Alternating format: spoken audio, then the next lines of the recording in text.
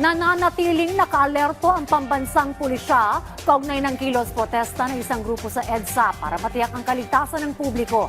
Alamin natin ang mga hakbang ng PNP sa isinagawang kilos protesta sa ulat ni Ryan Lasigas. Live, Ryan!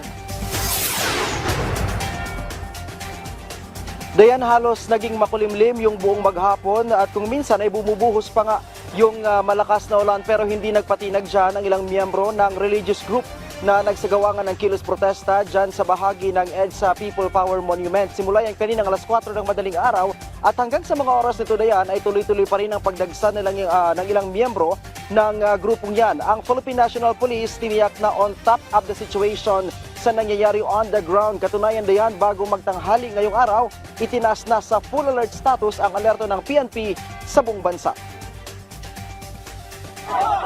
Malamig ang panahon pero tila wala itong epekto sa mga nakiisa sa kilos protesta ng isang religious group sa EDSA People Power Monument. Sa gitna kasi ng kanilang isinasagawang programa, nagkainitan ang mga pulis at mga rallyista kung saan 3 ang inaresto ng mga otoridad. Sasampahan ng mga ito ng direct assault.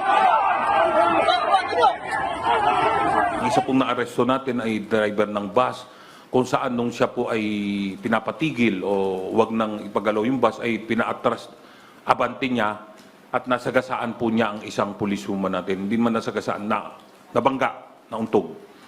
At meron po namang 2 pa na naaresto na nanuntok po ng ating kapulisan. Ang Philippine National Police o PNP tiniyak na mananagot sa batas ang nasa likod ng ikinasang rally. Ayon kay PNP Public Information Acting Chief Police Colonel Allen Reyco, walang permit para magsagawa ng kilos protesta ang grupo. Again, sir, we have identified that majority of the participants are from the INC. And yun nga po, to be included in the assessment and the investigation, so to speak, after the event, kung sino po ang pwedeng managot kung meron ba pong liable dito sa nangyari na ito. Dahil sa kilos protesta, itinaas sa full alert status ang 3 rehiyon sa bansa, kabilang na ang NCRPO, PRO3 at PRO4A. Pero bago magtanghali, itinaas na rin sa full alert status ang alerto sa buong bansa. Layunin nito na matiyak ang kaligtasan ng publiko. Magdadagdag ng puwersa ang Philippine National Police dito po sa mga areas na kailangan ng ating mga kapulisan at kaakibat po nito ay ang pag-observe ng maximum tolerance. Wala pong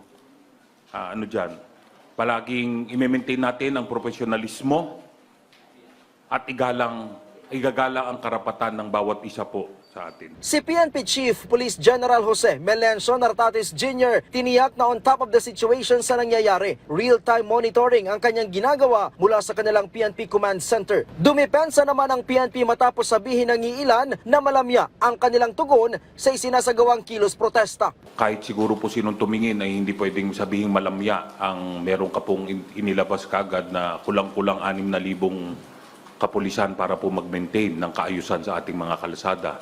Other than that, we always respect po of the right of the people to assemble peacefully. Ang Department of the Interior and Local Government o DILG, inatasan ng PNP na makipag-ugnayan sa mga lokal na pamahalaan. Bilin ng DILG sa PNP, ipatupad ang maximum tolerance at ipatupad ang naaayon na security at traffic management. Nanawagan din ng DILG sa mga nakikisa sa kilos protesta na igalang ang umiiral na batas.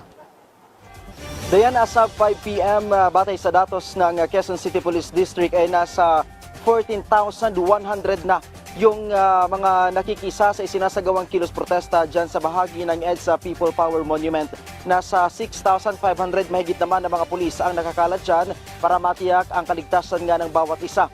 At sinimulan na rin ng Philippine National Police na makipag-usap sa pamunuan ng religious group para kausapin sila na akusa na lamang mag-disperse dahil nga nakakasikip na sa daloy ng trapiko at naapektuhan na yung ilang motorista. Pero hanggang sa ngayon ay wala pang malinaw kung kusang magdi-disperse ang religious group na yan at kung kailan sila magtatagal sa kanilang isinasagawang kilos protesta. Dayan. Maraming salamat, Ryan Lasigas.